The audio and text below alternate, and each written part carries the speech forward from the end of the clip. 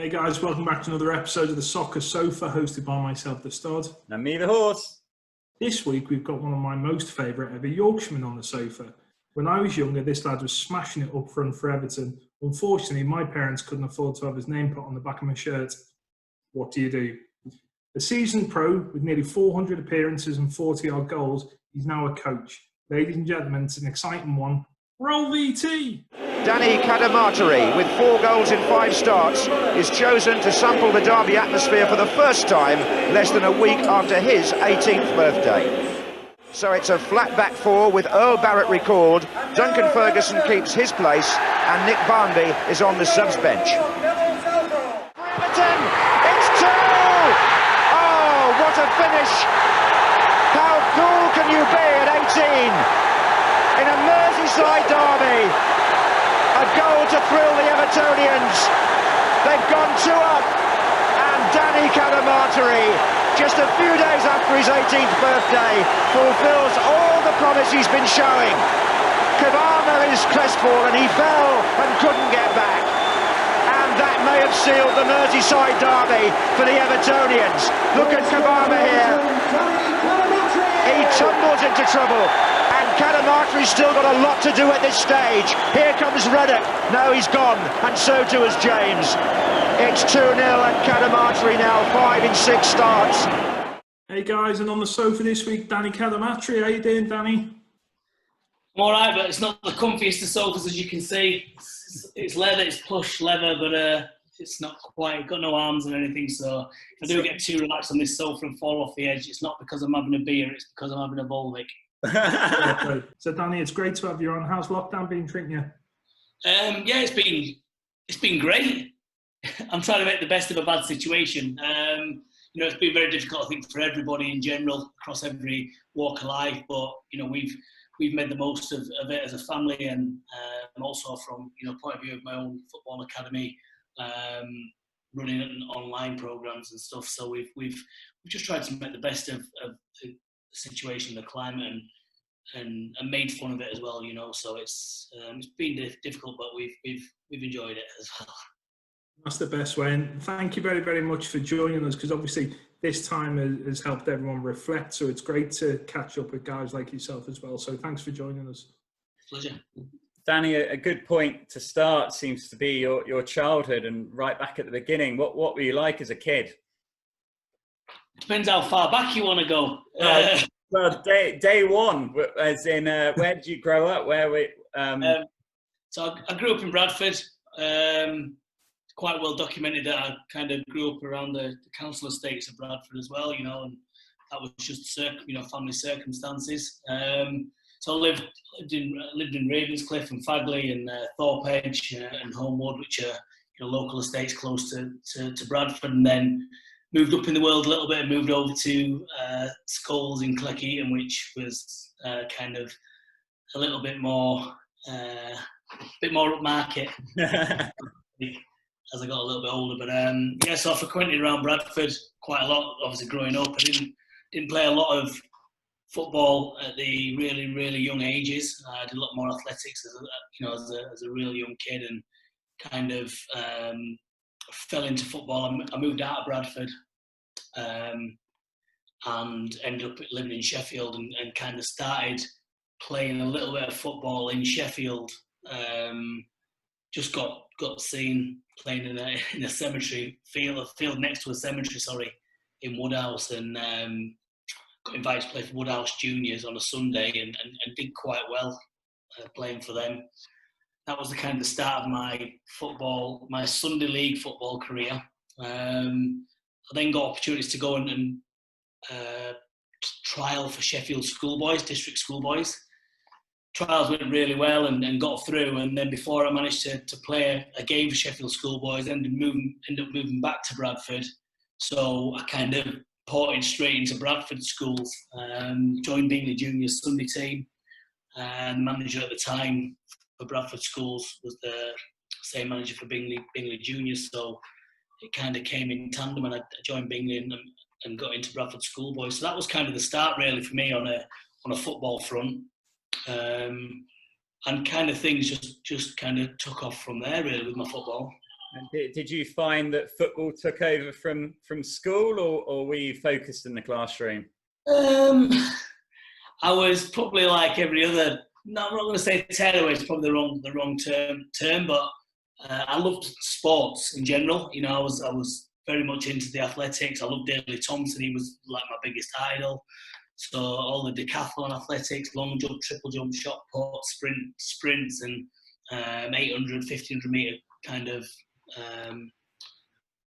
sports were the ones that I really participated in. And like I said, when I started getting into football and my attentions were turned, it was quite a quick transition, really. So I did try relatively hard in school. I think as things did progress with my football and I started getting interest from academies, my attentions probably did get turned a little bit, and I probably didn't achieve as well in my GCSEs and my school exams as what I probably would have done if I had not had in the back of my mind that I was going to be joining the club. So, you know, that was one regret for me further on down the line. And obviously, you know, I did go to college through my scholarship, and I did okay with my GCSEs, but I think I could have achieved slightly better if I'd not had another distraction. Yes, yeah, that's a story I've heard a few times when we've been interviewing footballers over the last few weeks. But then, could you talk us through how you got picked up by Everton Academy? What was that like as a youngster? I think you were only 8 or 9 years old. No, you're joking. I didn't even know what football was when I was 8. All right, sorry. I'll blame my sources for that. You have to check that one. I started at Everton at under 14s. Right. So it was under 14s, yeah. But I'd kind of had a few opportunities whilst I was with Bradford schools in Bingley, and quite a few trials. So I've been on trial at Manchester City and Manchester United, and I was actually regularly going into Bradford City's Centre of Excellence, which was effectively their academy, and a lot of my mates had been signed, and they just kept saying to me, "We're not sure, just keep coming back." And you know, while I was going, Bradford was obviously the closest Centre of Excellence to where I was when I was living in Bradford.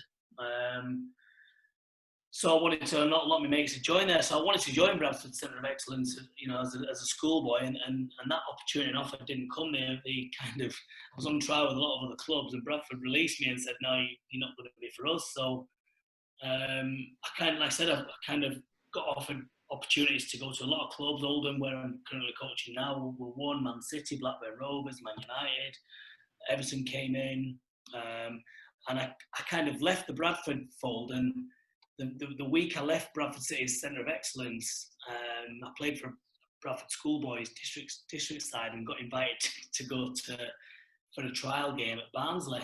So I jumped at the opportunity. It was probably the what's the saying when you break up with your girlfriend and on the rebound, wasn't it? So I was kind of on the rebound from Bradford City, and Barnsley tapped me up and showed me a bit of interest, and I jumped on that when I went over to Barnsley, played in a bounce game, friendly game there, did really well, and they literally slapped a sheet in front of me and said, "We want you to sign schoolboy forms with us." So I couldn't, you know, it was like that, you know, I said, that rebound, I wanted to get married and everything, you know, have kids and be part of the Barnsley family. So I couldn't scribble my name fast enough on that contract to schoolboy form, and left that evening time, went home, and I was a Barnsley player, and then got them before I even played a game for Barnsley. I played again the following weekend for Bradford Schoolboys, and come off the pitch, and 2 guys approached me in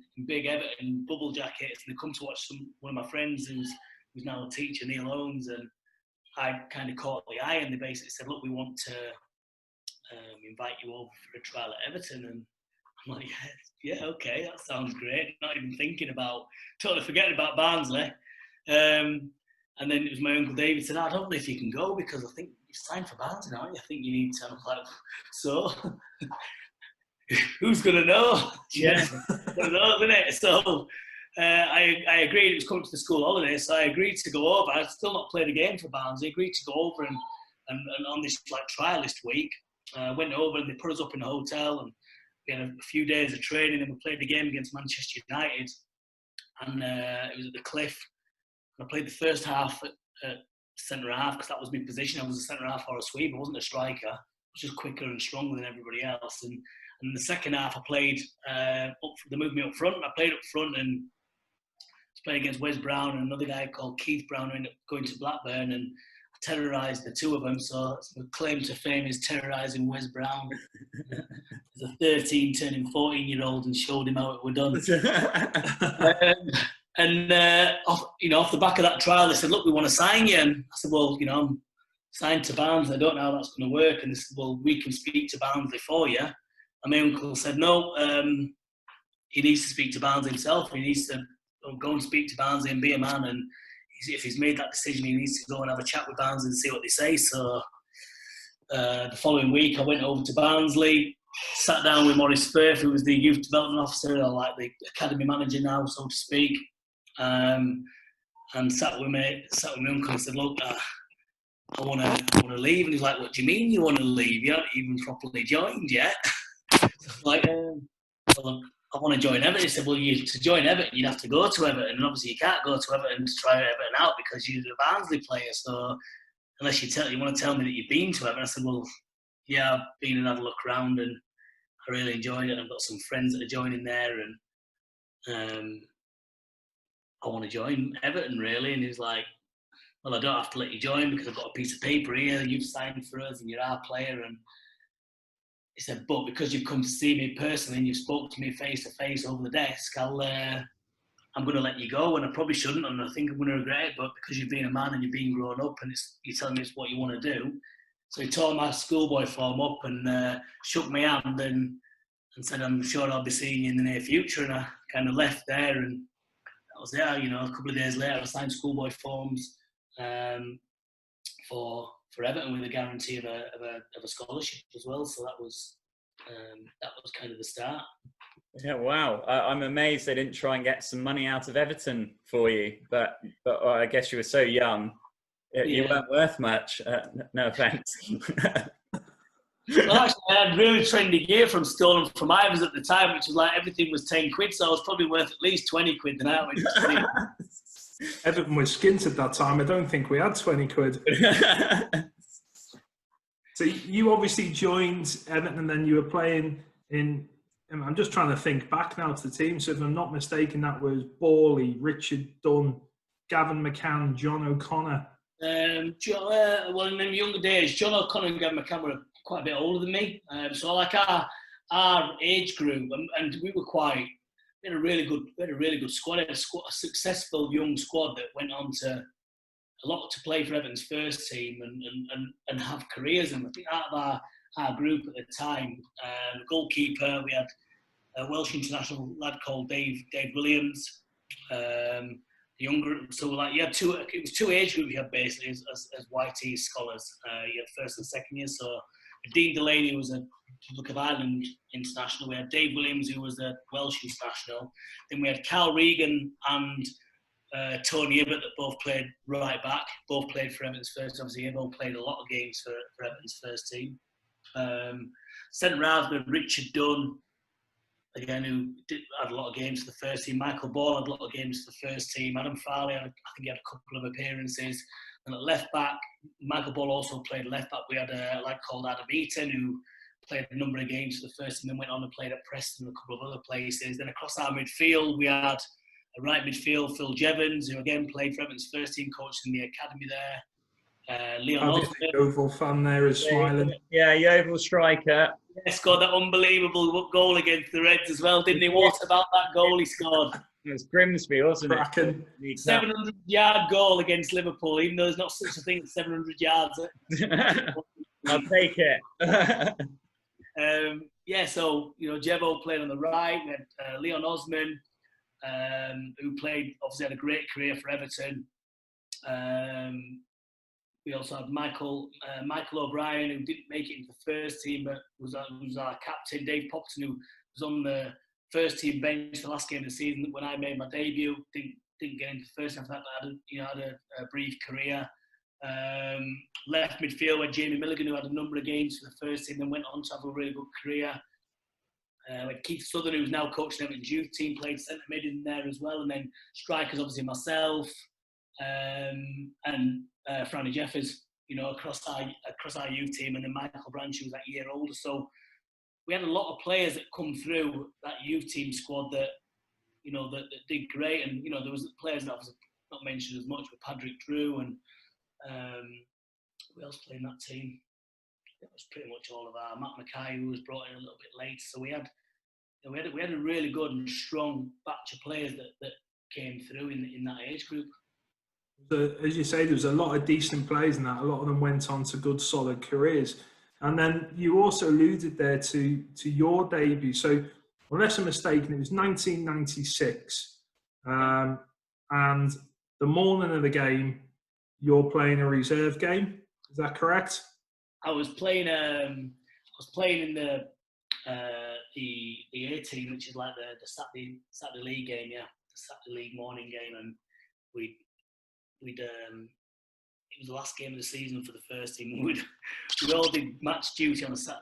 After we played our game on a Saturday, we all did, well, not all of us, and we had like rotation, and we had a few of us would have match duty, so we'd leave the game on a Saturday morning and we'd get showered, have our lunch up in the canteen, then we'd make our way down to Goodison, and we'd go down and clean the change rooms, pick up the kit, get everything ready, be out on the pitch to collect the balls in for the shooting and stuff. So I got brought off at half time of our A-team game, and I was pretty angry because I was being brought off and I wanted to play the whole game. And the youth team manager said to me, I was like, why are you bringing me off? He said, you're going to go and be in the squad for the first team, so you need to go and get a quick shower, go and get your suit on and make your way down to the stadium. I was like, I've got a suit.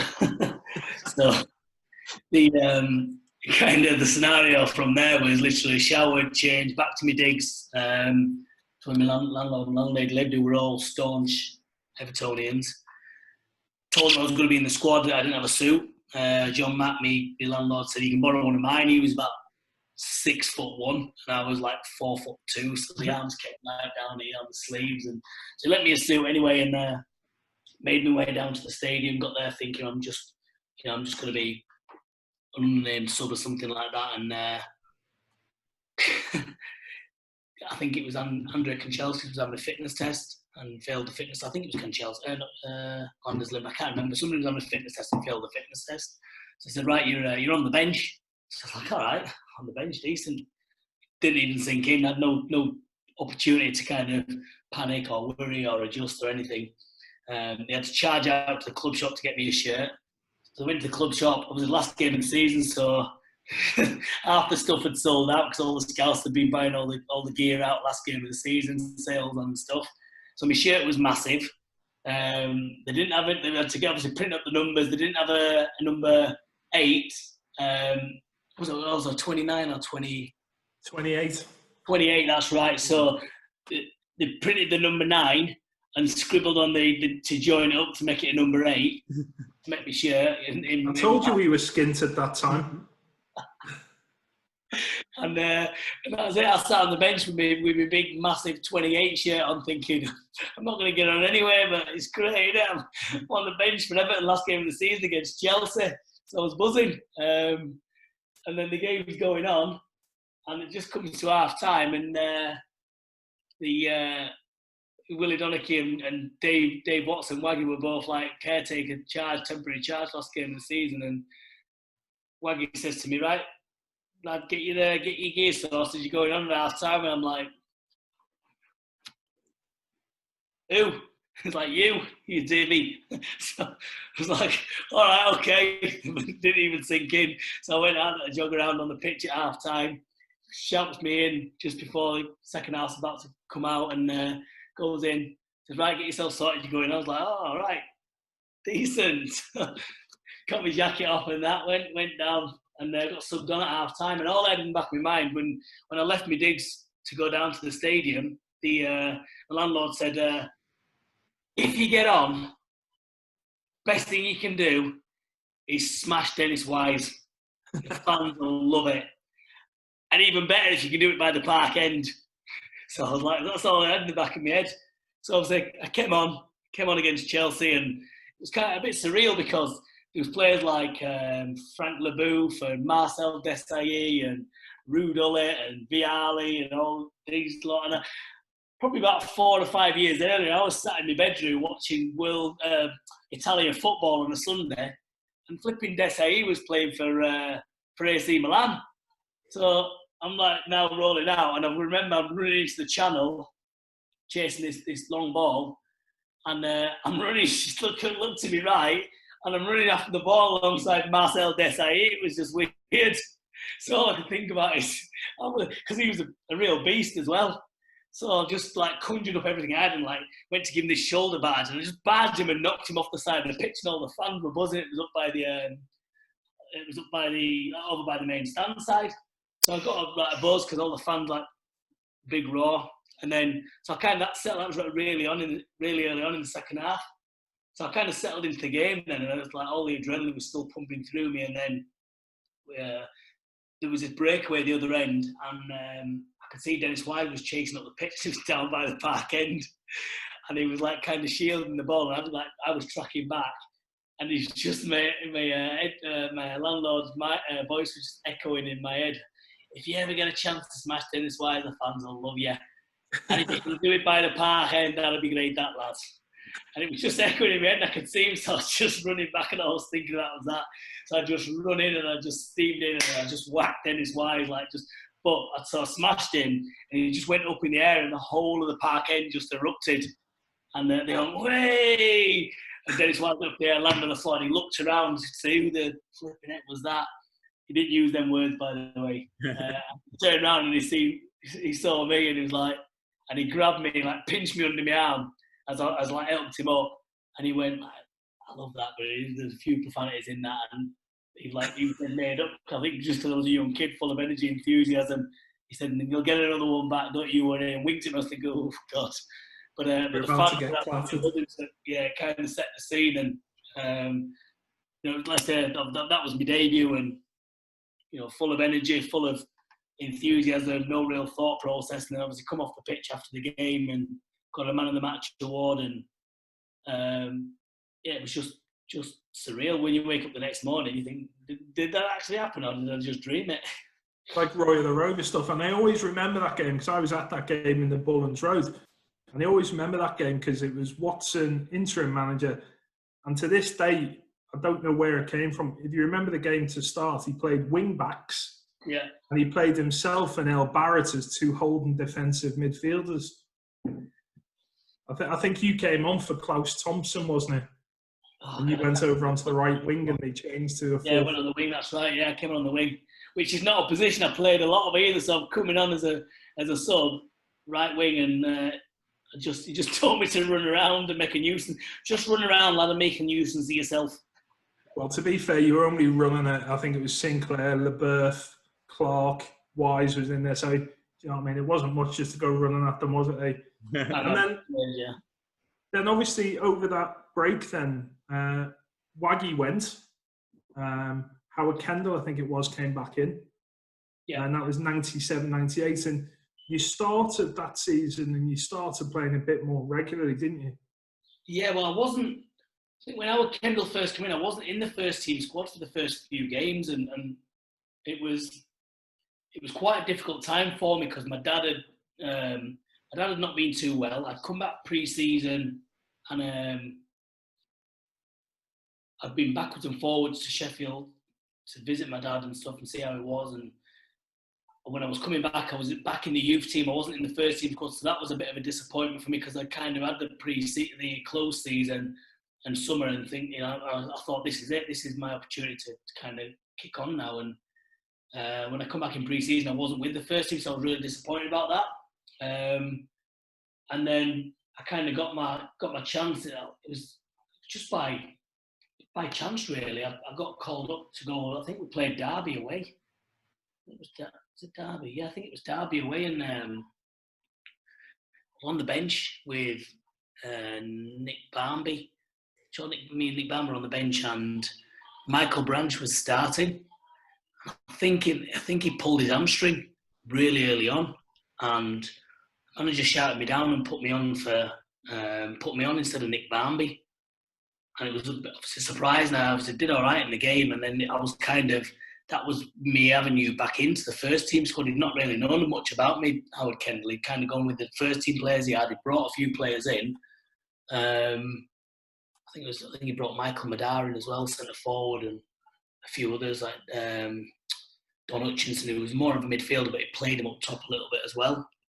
But that kind of introduced me into the first team squad. And then I got in, and that was kind of the start, really. And then I think my full home debut was funnily enough, was Barnsley, which was a club Maurice Firth had torn up my contract and let me leave for Everton for. So it was talk about smashing a nail into the coffin. You scored in that.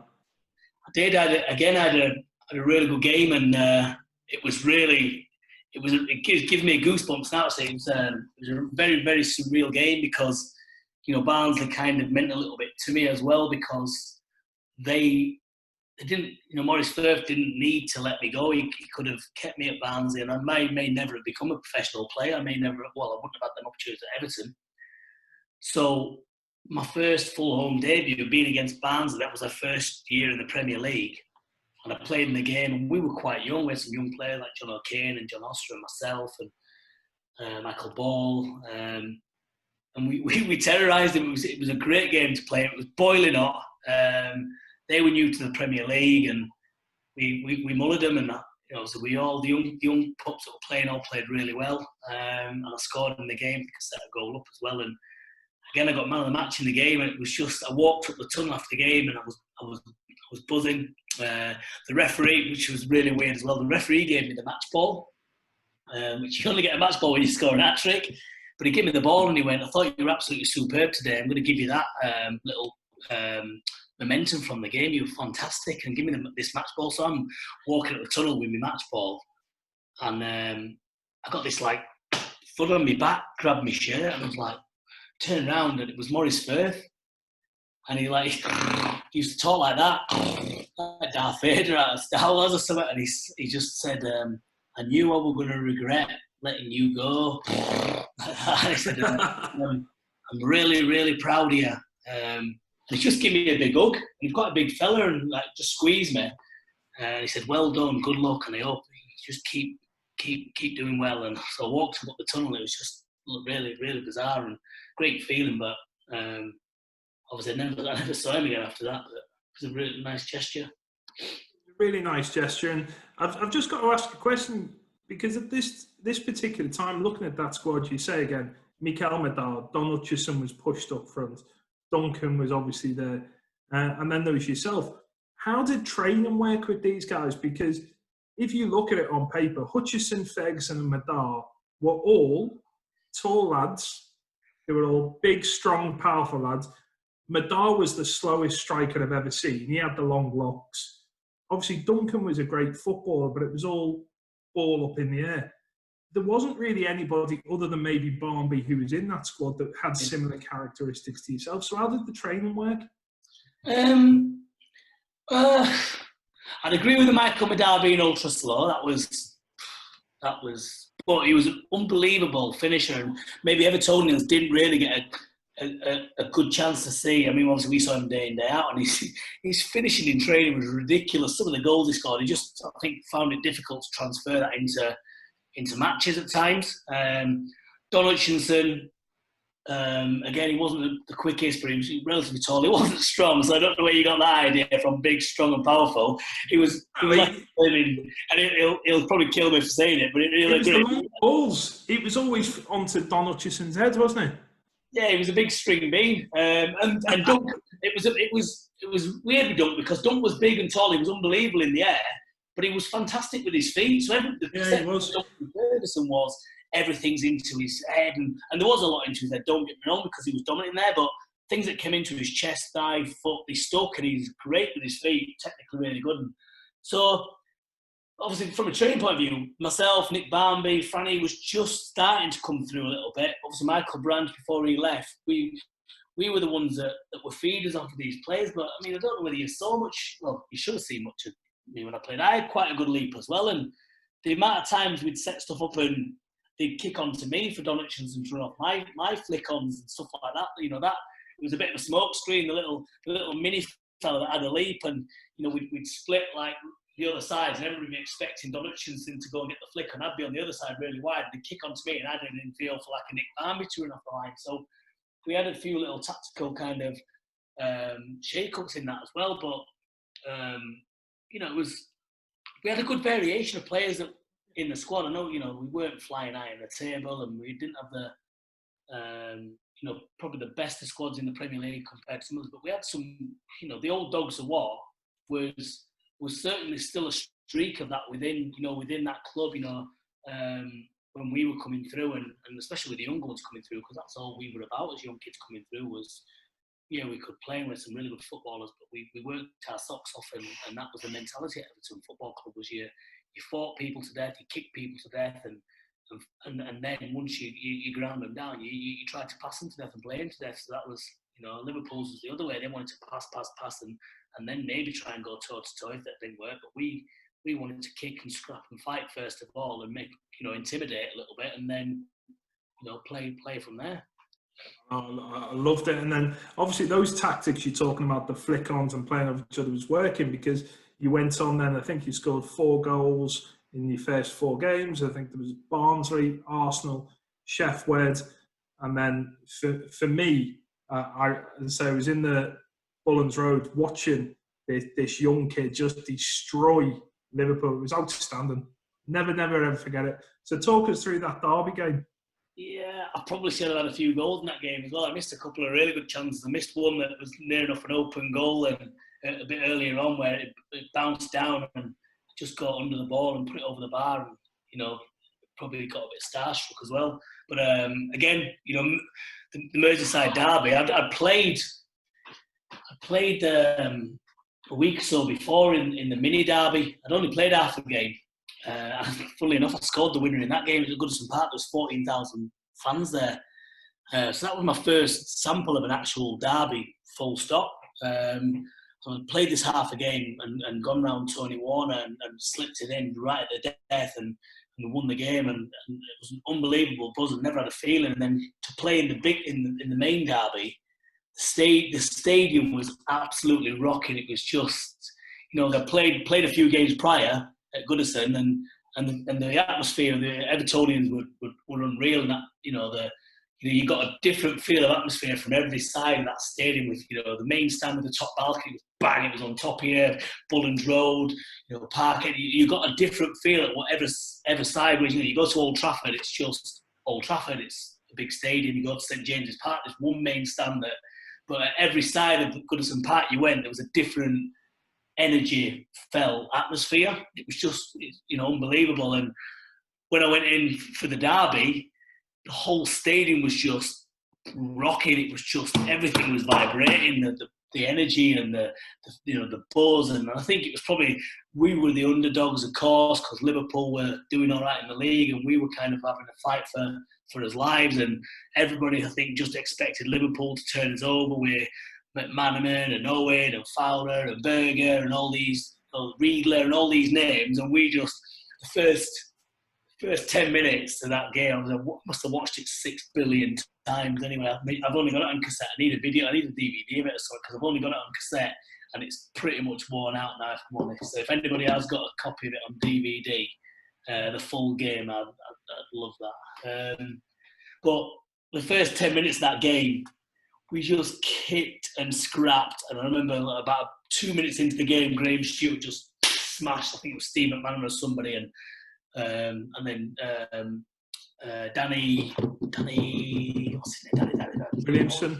Danny Williamson, long round there. I forgot his name. It's terrible. I hope he don't watch this.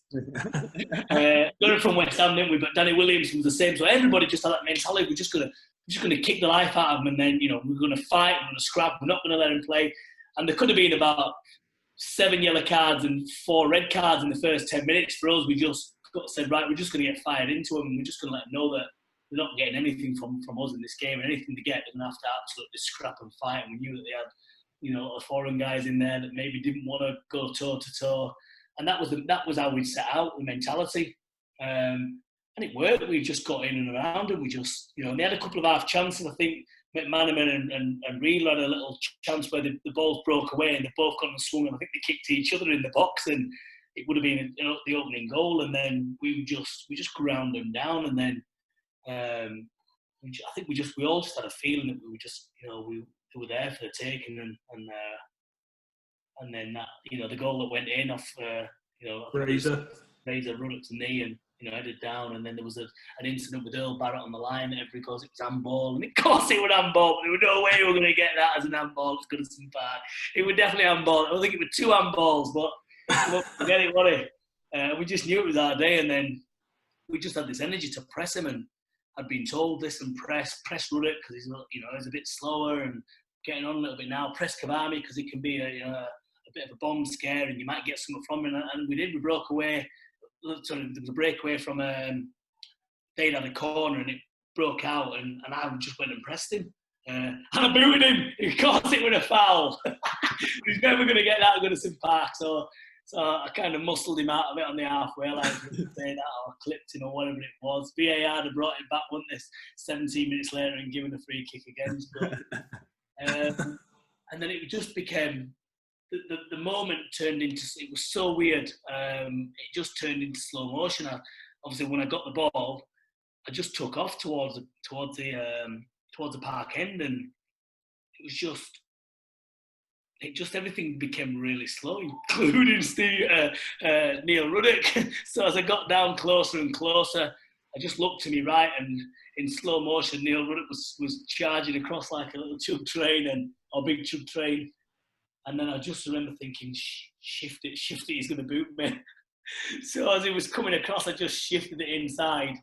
And it just literally opened up the hole of the goal. And I just thought about my coach's hard and low, and I just put my head down and just hit it hard and low, and then it just rifled into that bottom corner. And again, it gave me goosebumps thinking about it, but it just literally, the stadium just went boom. And it was like numb. It was like, you know, that feeling when your ears ring, it went bang and raw, and then it was like, and I couldn't even hear what. I think it was Graham Stewart picked me up, and so obviously everybody came running over, and all I could hear was like the muffled of players and the ringing of the stadium.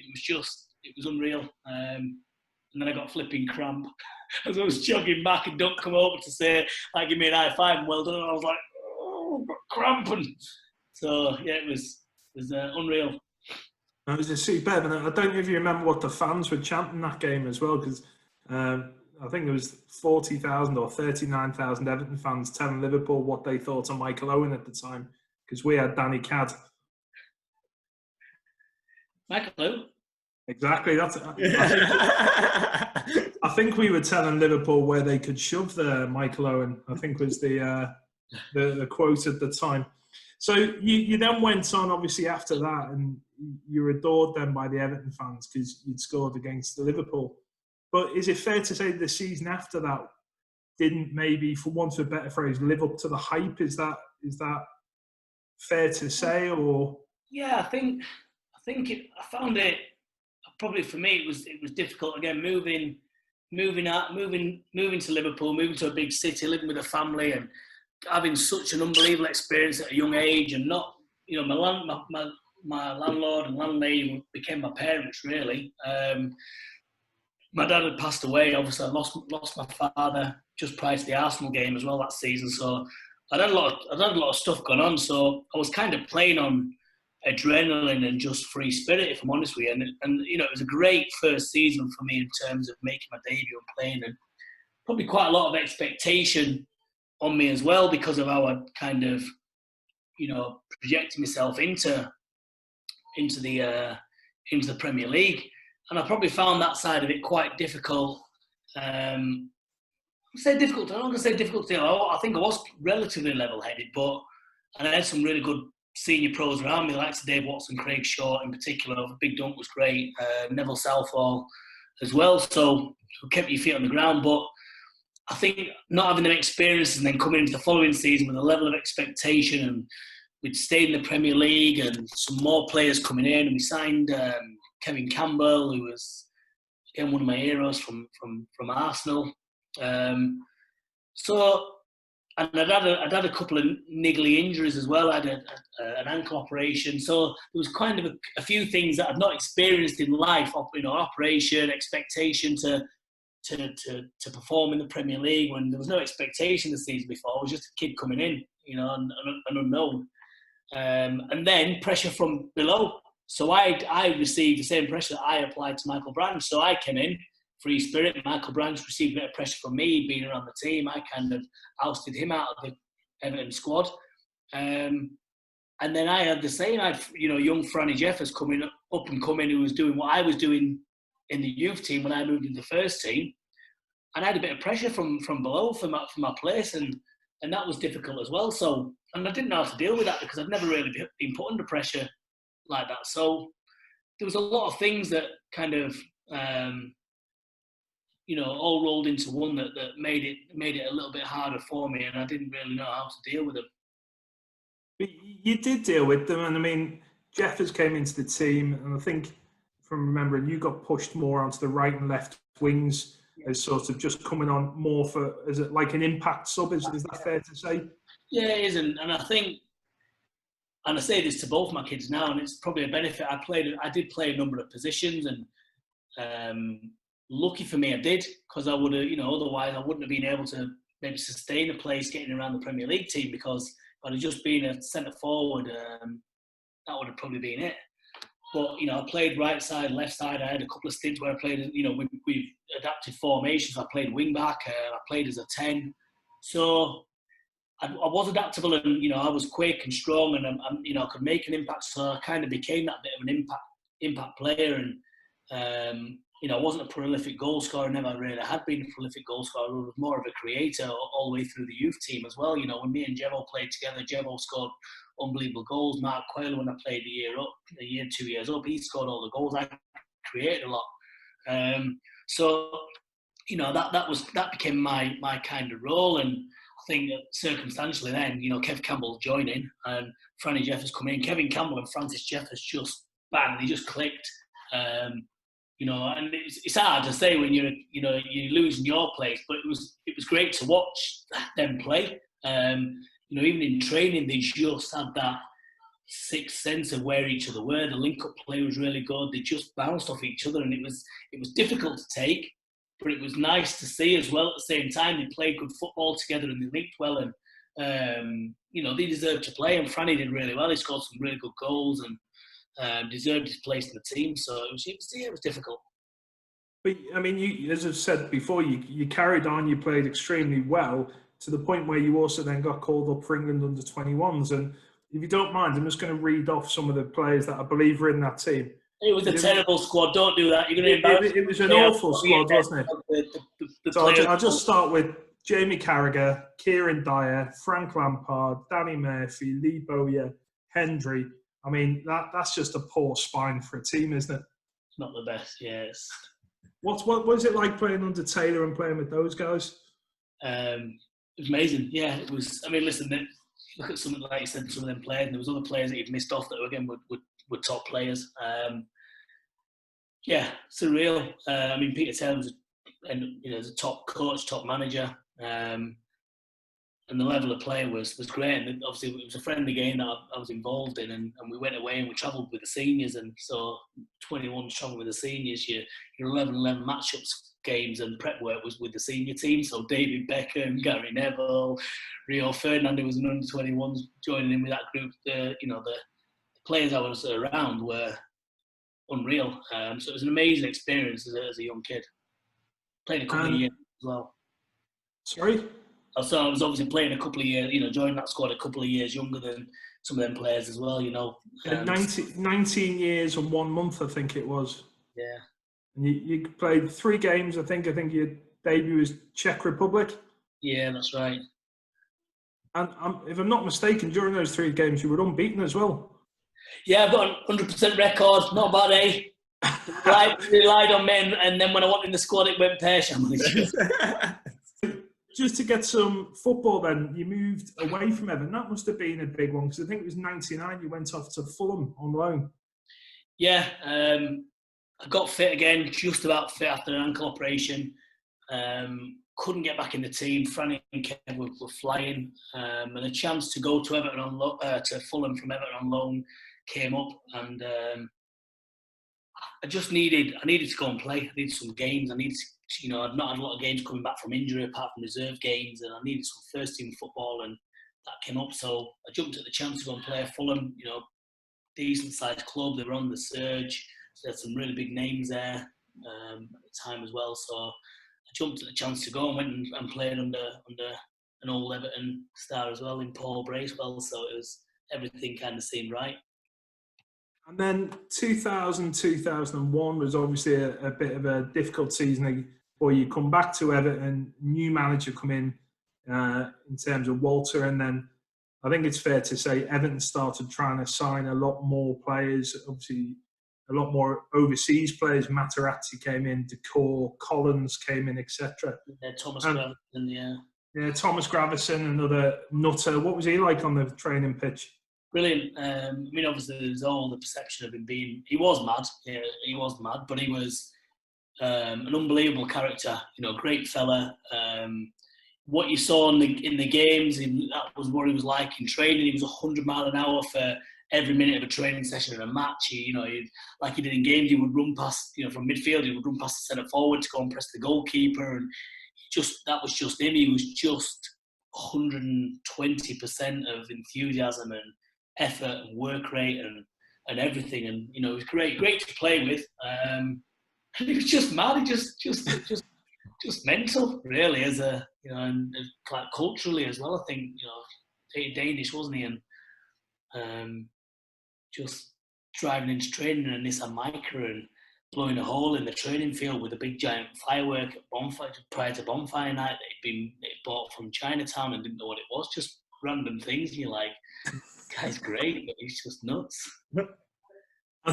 I think Walter Smith had been playing a bit too much Championship manager as well, because he signed the famous Ibrahima Bakayoko, who at the time was the big champ man signing, and he came in obviously, so that put a bit more pressure on you up front as well. So how did it come to an end at Everton before you moved on to Bradford? I think it was documented. I had a few issues off the field. Had a court case with a alleged assault at the time as well, with an altercation, again, being out and being to one of my friend's birthday parties. And I'd not been drinking, but ended up getting into...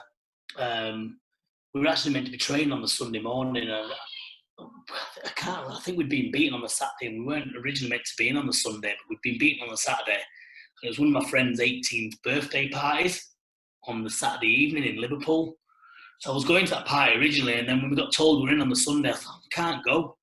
So in the end, I said, I'm going to go. I'm just going to go for an hour. I thought, I'll go. I'll have one beer with him for his birthday, and then go in. And so I didn't take my car, so I didn't have one beer and drive. We went to the party, stayed for probably about an hour and a half. I had one drink. And we were walking to get a taxi and ended up getting into a dispute, an altercation with a couple of friends and a female, and then one thing led to another, and got accused of assaulting the female at the time, which obviously then got proved that I didn't actually assault the female, but used excessive force defending myself. So I went through I think it was a long period of time, that court case, and obviously it wasn't great publicity for the club, and it got to a point I was coming towards the end of my contract. And it was that feeling, I loved it at Everton. It was, a club that had effectively brought me up. I'd had difficult times not playing. I'd had difficult times off the field with everything that came with that. And Bradford City, which again, was a local club, came in and wanted to take me on loan till the end of the season. And the timing was unbelievable. It just seemed like the right time and the right place to go back to Yorkshire, be close to a lot of my friends and family, go and play some games. They'd come out of the Premier League, but wanted to have a right go at getting back into the Premier League. So I just didn't even think twice. There'd been a bit of interest from a few other clubs for me to go. And I just, Bradford's going to be great. I'm going to move back in with my mum and join Bradford till on loan till the end of the season and see how it went. And I went, signed the loan, played the game, first game that weekend against Gillingham, scored, got man of the match, dreams made in heaven. And after the weekend, they said, look, we want to make the move permanent. What do you think? Spoke to Everton and said, well, we probably be releasing it at the end of the season. It's probably, worked great for both parties.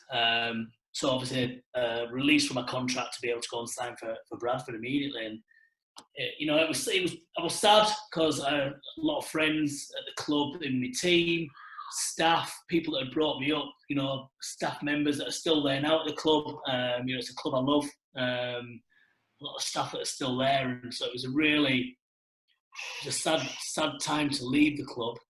But I knew I'd go back, and I had a lot of friends there, and it was just the right time to kind of move on and try and revitalise my career as well.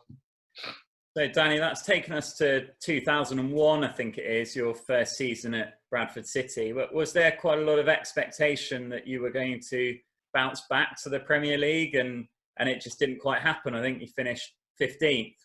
How was that as a first season?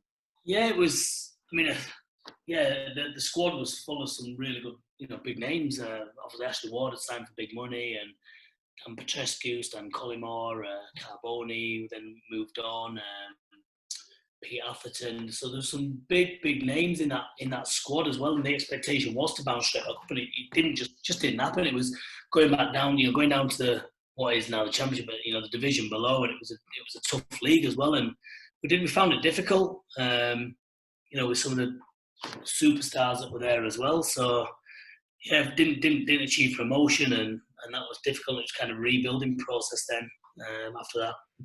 I think in 2002 that actually went into administration. I've got the bit here about the ITV TV deal falling through, and Satanta it was on it, or something like that as well. Sorry, say that again. Like, was it Satanta or something like one of the TV deals fell through, and it was, obviously Bradford City had massive, big name players on massive wages at the time that just unsustainable, really. Yeah. I think Benito Carboni was on 40 grand a week, and I think the deal fell through to sell him to Borough. And 16 players had their contracts cancelled. What was that like, being at the club during that spell? It was, again, another experience that I've never been through. Not getting paid, put the publicity that came with it. So yeah, it was difficult for the players, difficult for the fans, difficult for staff at the club as well. So it was. We worked through the players took deferrals of wages and cuts and stuff like that to try and help, and then eventually the club worked its way through it. But it was hard. It was a very difficult time, and kind of nice to get through the other end of it and just about survive, really. Yeah. How does that affect the dressing room? What's the kind of the chat amongst the players at the time? Is it one of resentment and upset, or is it let's pull together and? Yeah, I think it's always people. I think a lot of fans always think, right, when clubs go into administration, players down tools and blah blah. But what I've kind of seen from that situation and when I was involved in it as well was players then have to reevaluate and be realistic. And what we kind of I think Brian Robson was the manager at the time. Was it Colin Todd? I can't remember. Whoever the manager, I think it was Brian Robson. Whoever the manager was, basically, his talk to all the players was interesting, because he said, "It is what it is. You can't affect it now because the club's in administration. They're effectively saying they haven't got any money. So your options really are that you do down tools, and the club probably gets relegated, and the club might go out of business, or you fight and scrap and graft to try and keep the club in the division, but ultimately by doing that, if you do really well, another club might come and take you. So you're effectively playing for your future in your career anyway. So you may as well do that with Bradford and try and secure either the club and a contract at the club when they come out of admin, or an opportunity elsewhere." So we had a really good, after the back of that speech, we had a really good togetherness, and we did fight and scrap and battle and to try and stay in the division as well and keep the club afloat. There's one player you didn't mention, and that was Dean Windass. I mean, you would have been playing up front with him, I imagine, at times. What was he like to play with? He's the reason I look this age now. I did all his flipping running for him for God knows how many years, and he won't deny it either. He was great. You know, obviously I still get on well with Dean now. He's a great fella. He was great to play with because he was, even though he wasn't the tallest, he was a good target man. He was probably when I said before about kicking onto the little centre forward, I had the leap. So the amount of times they kicked onto me and he ran off, well, he didn't really run, he kind of walked off my flick-ons. It was unreal, but yeah, he was great. He was a great character. He used to just wind everybody up, which deflected away from me and allowed me more space and time as well. So, and he was great in the dressing room. You know, good in the dressing room, good character, and daft as a brush. Yeah. And you say that the manager told you to, you know, you had the options to down tools or to kick on to another club. And then you went on, I think it was 2004, and you signed with Kevin Blackwell. We spoke to Kevin. We spoke to him earlier in the season. In a Leeds team, which I think the words he used, he had to rebuild a team with seasoned pros that would accept low wages and wanted to play football. I think they were actually his words from season 1, episode 1. What was it like going to Leeds? Because literally it was transfers in, wasn't it? It was, yeah. I only played at Leeds for 3 minutes, so it was, you'd have to do another podcast with Kevin Blackwell and ask him about that one. Otherwise, you'll have to wait for my book. So we're not going to get an exclusive on your time at Leeds then, Danny. Is that? It was, for me, it was a good opportunity to go to a big club, a really big club that looked like they were going to have a right go at getting back up into the Premier League. And it just didn't work out for me there for one or two reasons. So, but it was a great experience, a massive club, a challenge that I really relished when, you know, leaving Bradford. I think I warranted my move from Bradford to go to Leeds because I'd really fought for the club at the time, you know, after administration and I'd fought for myself and my family. Don't get me wrong, it wasn't just I was doing it for Bradford City, but I was doing it for myself and my family, like, you know, the manager had said. But I had a couple of options to go to. Stoke was one of them that were doing really well, and obviously Leeds. And I opted for Leeds because I'm a Yorkshireman, I tell you.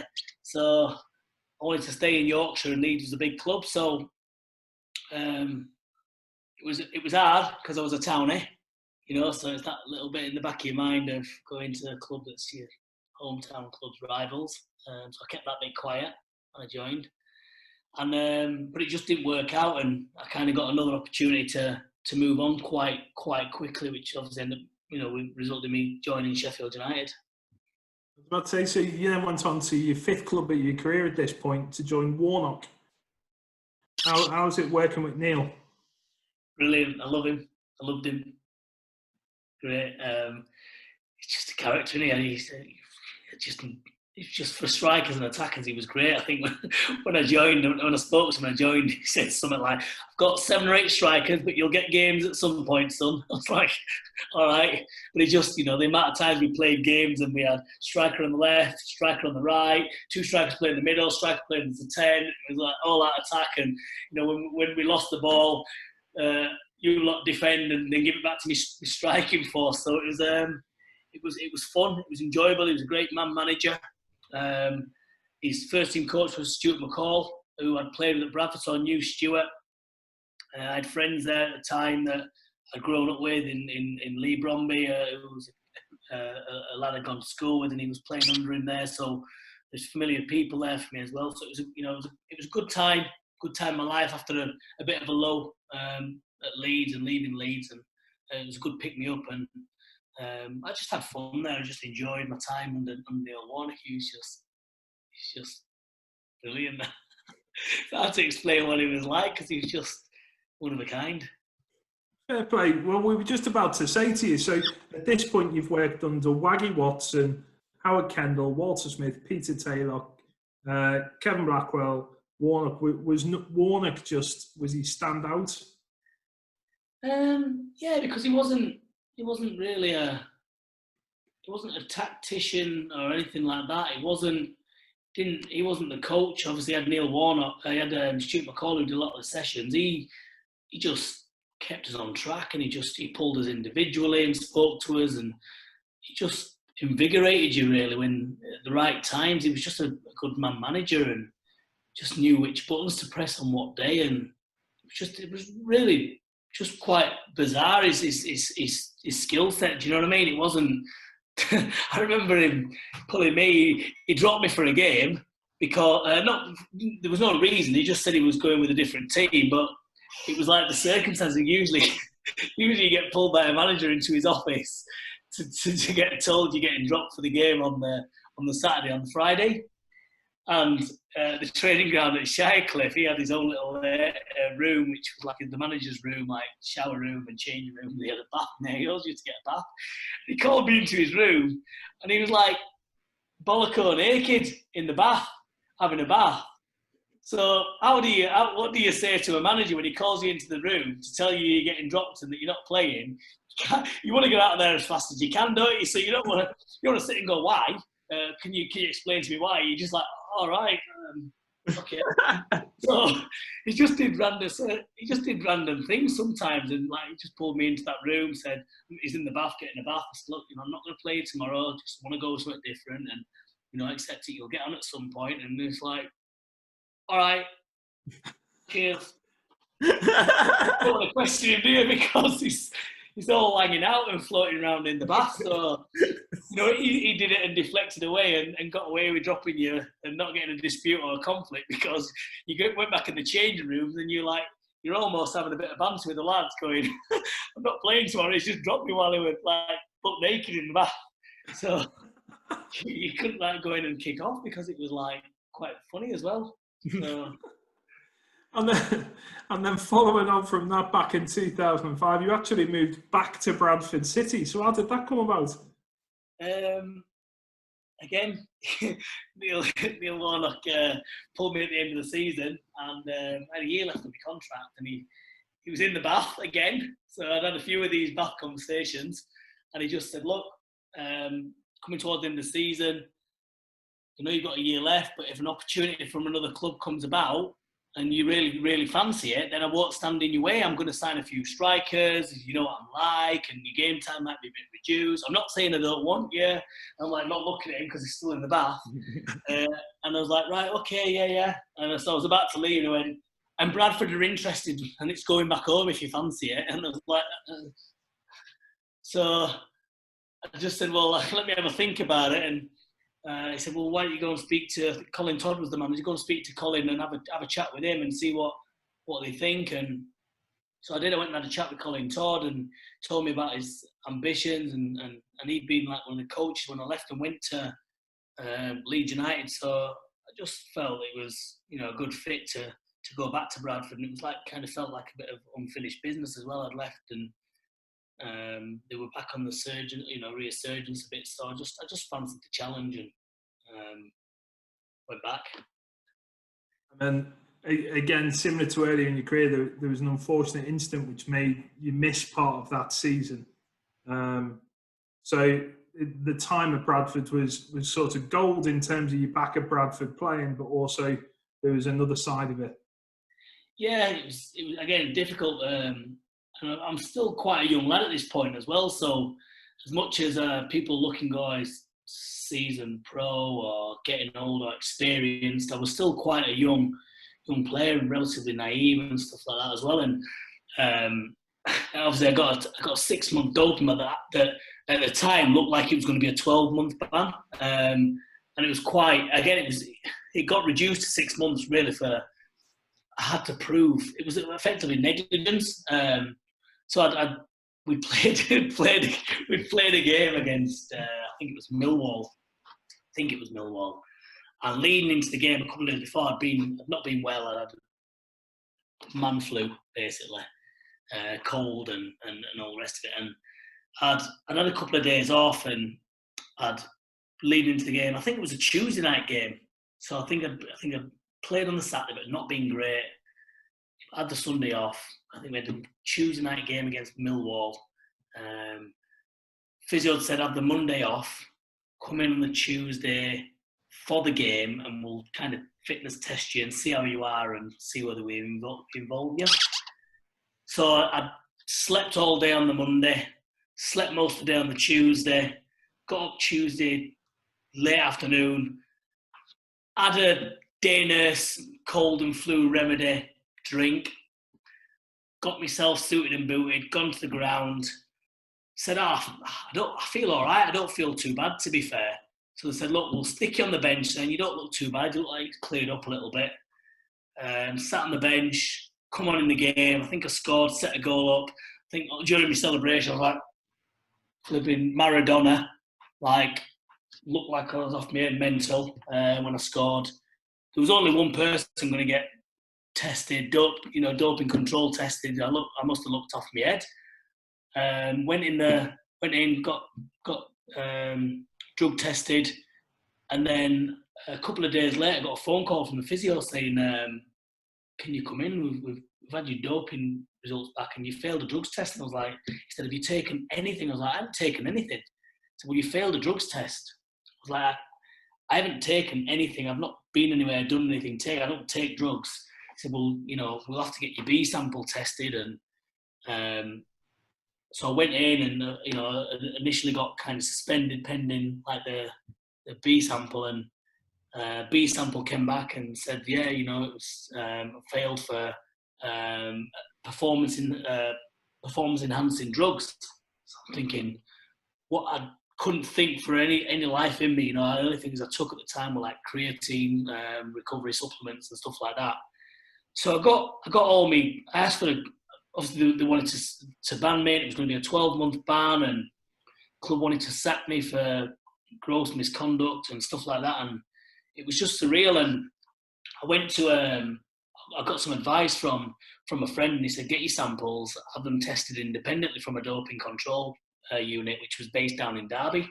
So I got them samples, got them sent off, and basically this company basically stripped your sample to the tiniest molecules of everything and could tell you like 12 litres of Ribena, 3 sugar puffs, 16 cocoa pops. It was like they stripped everything down to micrograms of everything. Got it all back, and it basically said that my samples had a stimulant called pseudoephedrine, which was conducive of day nurse and night nurse, whereas my doping sample had said that it was ephedrine. So when we went back and said, look, these can be seen as the same sample, etc., I went through all that process.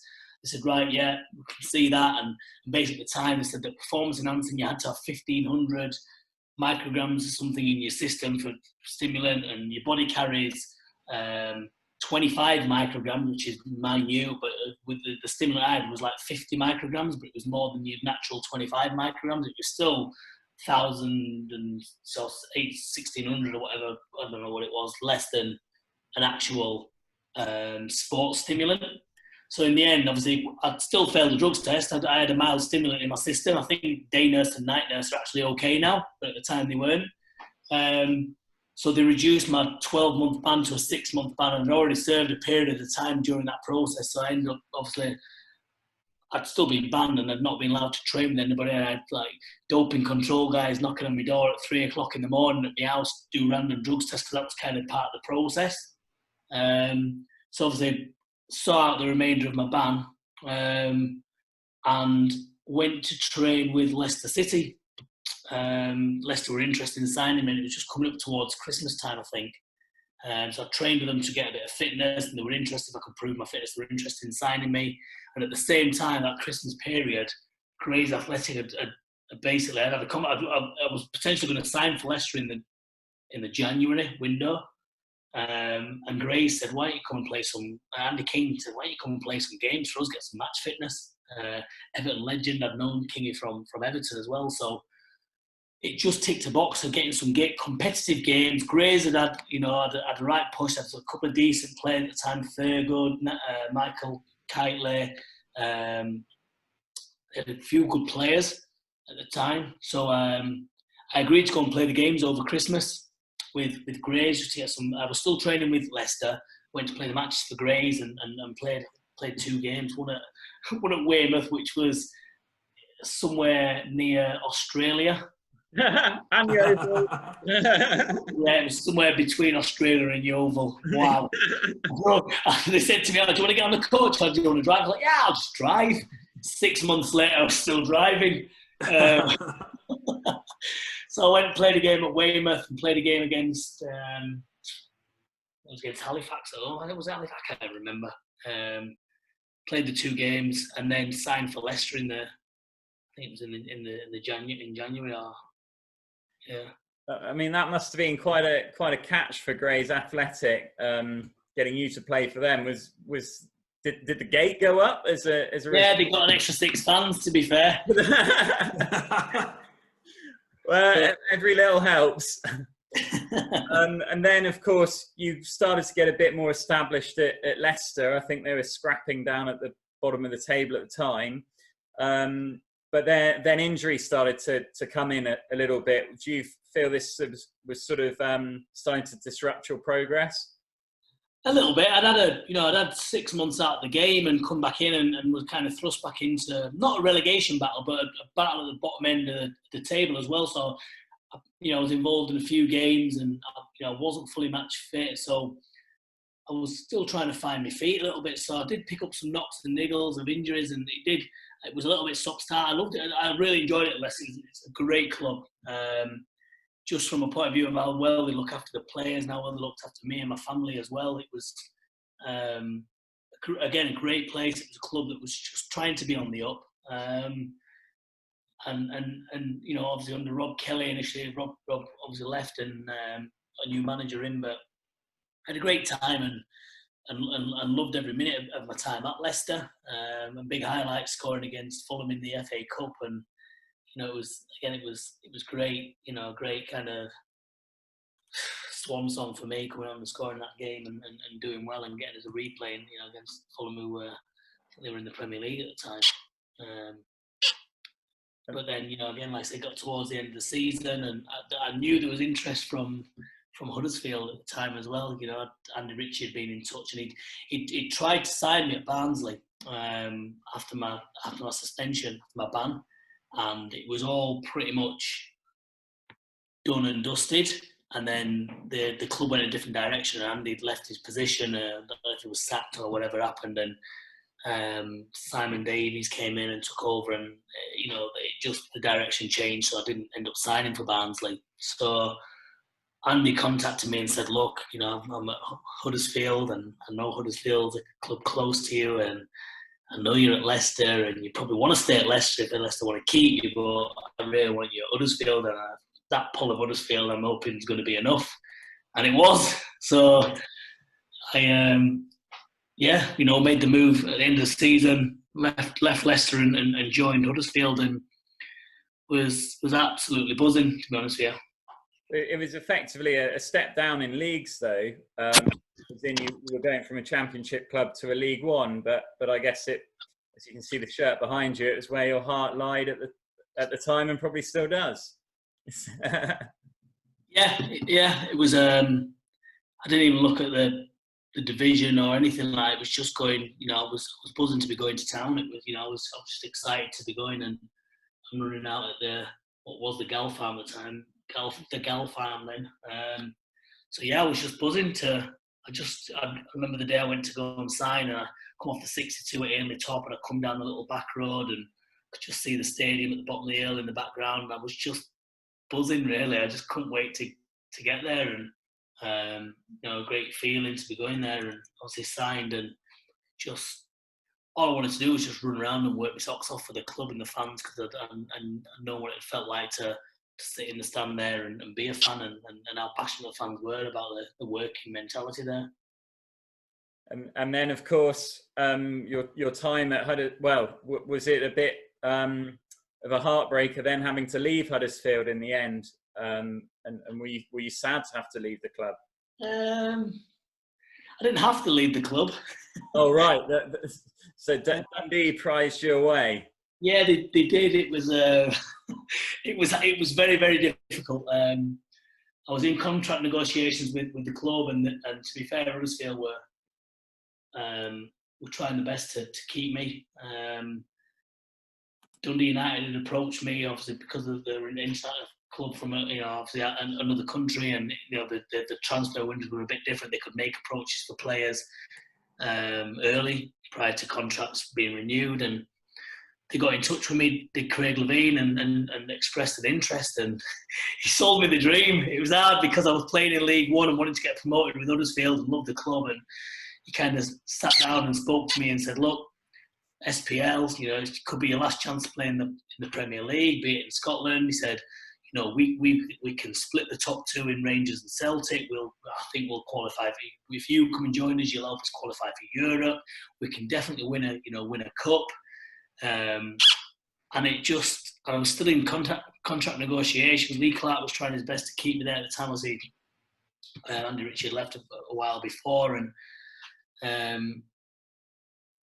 it was such a difficult decision because my wife's a very home bird type person and had a little boy at the time, so we were settled, and I was at a club that I loved and everything like that. But it was just in the back of my mind, the last chance maybe at the age I was getting to go and play top flight football and maybe play European football and maybe win a cup, and that I just I just made the jump, and it was difficult. It was a heart-wrenching kind of move, and you see there times in Scotland with Dundee United winning the Scottish Cup and playing in Europa League and stuff like that. But we went there. It was amazing. It was an amazing adventure going to Scotland, and the place we lived. We were just outside St Andrews, a little village called Ladybank, and it was just the Dundee United fans were just, they are mental, but they were just class. You turn up at Dundee United, and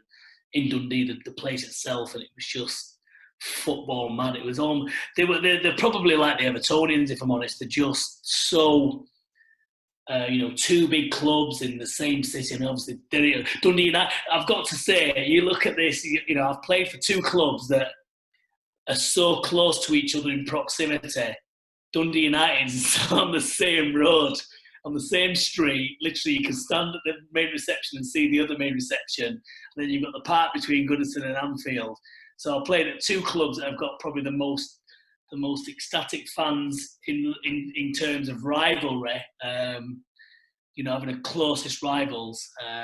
So going there was just like going back to Liverpool and in an orange shirt. It was just, the fans were just amazing, and just they just looked after me as well. So it was great. It was a great time. My youngest son was born in Scotland, so he's a Dundonian.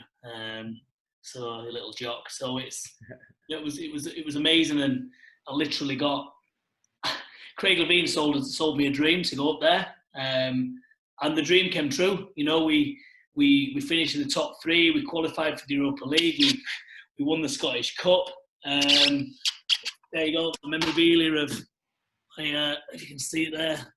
Oh, brilliant! Europa League shirt. Yeah. Stuff there as well. So I literally fulfilled all my dreams of what I wanted to do going to Scotland, and it literally happened overnight. We got knocked out against AEK Athens in the Europa League. We got on the chartered flight back, and the first thing I did when I landed in Dundee, I jumped in my car and I'm driving over the Forth Road Bridge, and I'm tuning into the radio to find out how Huddersfield got on. They were playing Southampton away. And they got battered. Got battered away at Southampton, and I was gutted. And it was just really, really weird. I'm driving over the bridge, I'm tuned in, I've heard they got thumped, and my phone goes. And I picked up the phone, and it was Lee Clark. And he was driving back from Southampton with Teddy McDermott and Steve Watson. And he's like, "All right, Cads, how are you, mate?" And I was in his Geordie accent. I was like, I still call him. I was like, "All right, Gaffer." He said, "Right." He said, "Me and Watson and Terry have just been talking in the car. I don't know if you know, but we've just been battered by Southampton away." I was like, yeah, I know. He went, "And we were missing Danny Cads." He went, "And we've just checked your result, and yous have gone out to Europa League." He said, "So all the things you told me that you were leaving for," he says, "you've done it all now. Are you ready to come home?" Right. And I was like, "I'm ready to come home." He went, how are you, mate? I'm going to speak to Dean on about the chairman. He said, and we'll get it sorted for tomorrow.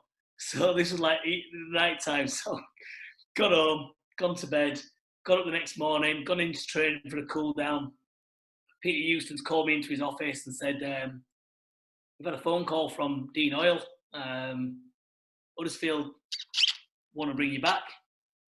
He said, I know conversations you had with Craig Levine, the reasons you came up, and he said he'd never stand in your way if opportunities came that, you know, you came up here for these reasons. Said you've realised all your dreams here, really, haven't you? You know, you've got your Scottish Cup winners medal, you've had the Europa League experience.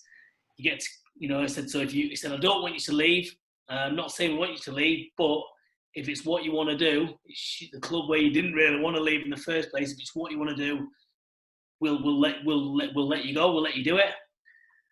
So I said, I want to go home. And that was it. I got a flight. I left my missus and kids in Scotland, jumped on a plane, flew down to Huddersfield, had a medical, rung my wife up, said, have a nice time in Scotland, see you when you get back, when the kids finish school. And I signed, and literally the following day got on a bus down to Exeter and made my second debut.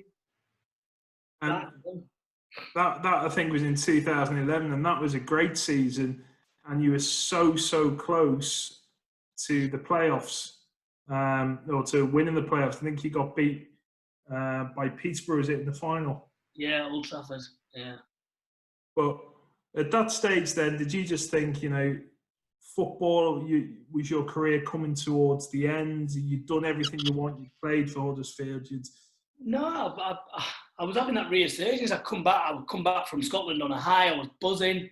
We had an unbelievable run in the league at Huddersfield. We were flying, and we had a great squad, some fantastic players. And I did feel like that little bit of additional piece of the jigsaw that was probably just missing to help the players we had with something a bit different when we needed it. And we did. We felt the final hurdle against Peterborough. And to be honest, on our day we were better than Peterborough, but on that day we weren't. They were better than us. And you know, again, it's not a criticism of Lee Clark on you know, but we started very young in the game, and I think, you know, his plan was to kind of weather a bit of a storm with, you know, young Benica Fobe, tire him out a little bit, you know, playing experienced midfield, naive attack, but then kind of bring on the cavalry. And just outpower them, outmuscle them at the back end of the game, and just kill the game off. And it went the other way. They battered us. They played really well, and we just didn't quite play to the level we could. And by the time myself, Jordan, and Lee came on, the game was literally as we were being substituted on. I think Grant McCann stuck one in the top corner for a free kick, and that was it. Game was on. They just killed the game off, and it was heartbreaking, really. So yeah, it was, but it made us hungry. You know, we were hungry. We knew we had a strong squad, and we kind of we bit the bullet, and we went into the next season and had a right go the following season.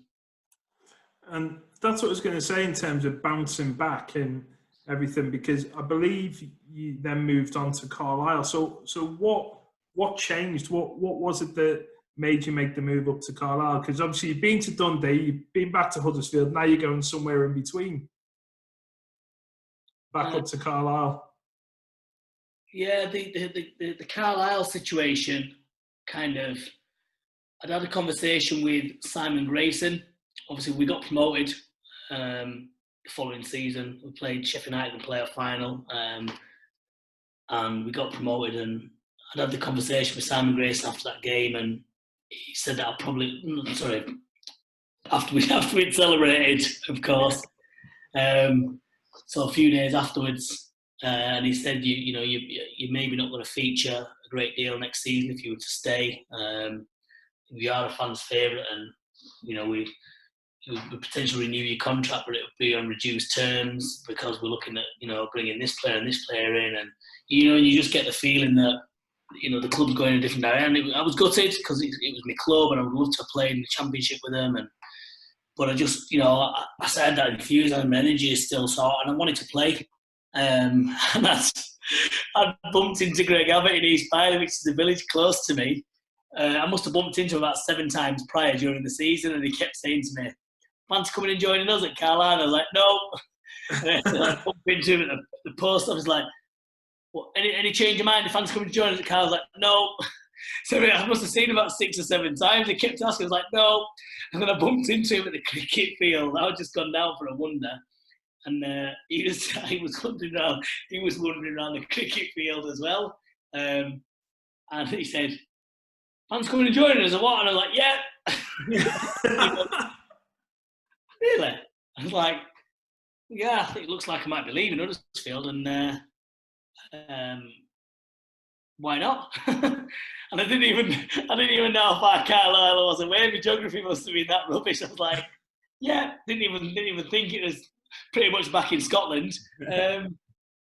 So obviously I had a conversation with him and said, "Look, make us an offer to come up and put terms to us." And he just threw an opportunity out there, 2-year contract and chance to maybe have a right go in League One again. And I just thought, yeah, fancy it. Agreed to it all, and then realised how far it was away. I was like, "Oh God, my wife's going to kill me. We're going to have to move back to Scotland." But I kind of agreed to travelling. And you played just short, I think, nearly 30 games for them. But then, am I correct in saying that injury, and I think it was a ruptured knee ligament, sort of brought a close to your footballing career and forced retirement? No? It wasn't ruptured there you go. Knee ligaments. It was. Oh, don't know what you're going to... Is this a Neil Warnock move here? I thought you were going to be in the bath for a second. You can see that, I don't know. Scar there. It's had a broken shin. Yeah. Ah, okay. Is it? Game over. So yeah, that was, I kind of, obviously I had surgery, and I kind of, the physio had said, the specialist had said that you're probably unlikely to be able to play again after the surgery. And I've been doing quite a bit of coaching at the time anyway, so I kind of turned my attention to my coaching and kind of went into that side of it. And obviously when I come back from, retired from playing and went kind of feet first into coaching. And you've had a few coaching jobs since, of Leeds Ladies, Sheffield Wednesday and Burnley. Is this kind of the way you see yourself going now? Is it more into coaching and possibly management? I've been coaching a number of years now and I enjoy it. I love it. I love working in development. Like I said, I coached at Sheffield Wednesday across every age group in the academy. Took the Leeds Ladies first team for a while. Coached at Everton briefly across a couple of age groups. Then, like I say, I went into full-time coaching at Sheffield Wednesday with the under-18s, which is an age I think I'm really good at, and professional development because I've been through that process. I then moved on from Sheffield Wednesday to Burnley to do the same role, and then went out to China for a little while to have do a bit of coach education, and came back and more recently obviously joined Oldham Athletic with Paul Murray and but again working with under-18s and I've a little team with the first team with Dino Marmer as well. So that's kind of where I'm at the moment, coaching within the academy structure and also kind of coach ed and mentoring in my own private academy that I've got running as well. So it sounds like you're going to almost specialise and create a niche looking after the youngsters in the game rather than in the senior level. Would that be fair to say? Oh, all right. We don't know.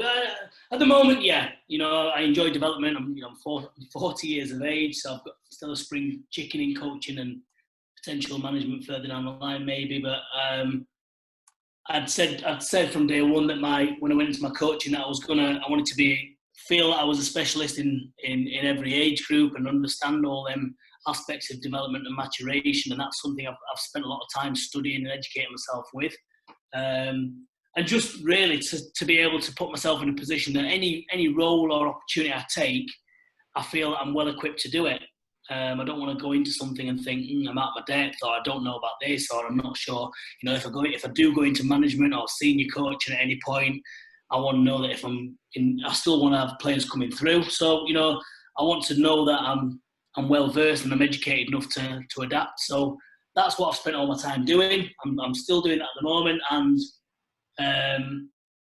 I enjoy that side of it. I've 19 years in performance playing, you know, so I'm enjoying the other side of it, which is, you know, development and that aspect. And, you know, my mindset may change in a week, 3 weeks, 2 years time, but at the moment, development's a major part of what I enjoy doing. So come on then, Danny, just before we close, do you remember that interview I think Harry Redknapp did? No. Where he said, Frank Lampard's going to change the world. Who are the next kids that Danny Cad's going to bring through? Give us some names so that we can look back at this in 3-4 years. Neil Cadamarteri and Caelan Cadamarteri. No bias there. Summer Horner. Keep your eyes peeled for that name. She's at the moment, she's only a baby. She's in under 12. She's at Manchester City girls team, but she's been with us since she was 7.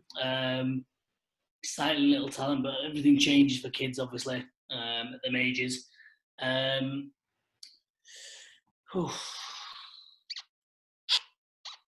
very difficult. What I don't want to do is I don't want to heap pressure on some up-and-coming young players to be and then heap expectation on some young players. But you're sitting on the fence, is what you're saying. Yeah, I mean, we've got a few Frank Lampards and Michael Owens in our academy program, and I just don't want to give you access to them at the moment. Fair play. Well, hopefully we'll catch up with you again in a few years, and you can tell us that you knew it all along. No problem. Danny, it's been an absolute pleasure. Thank you so much for your time. Thank you for joining us on the Soccer Sofa. We can't wait to share the content, and we hope you've enjoyed it as well. No problem. Thank you.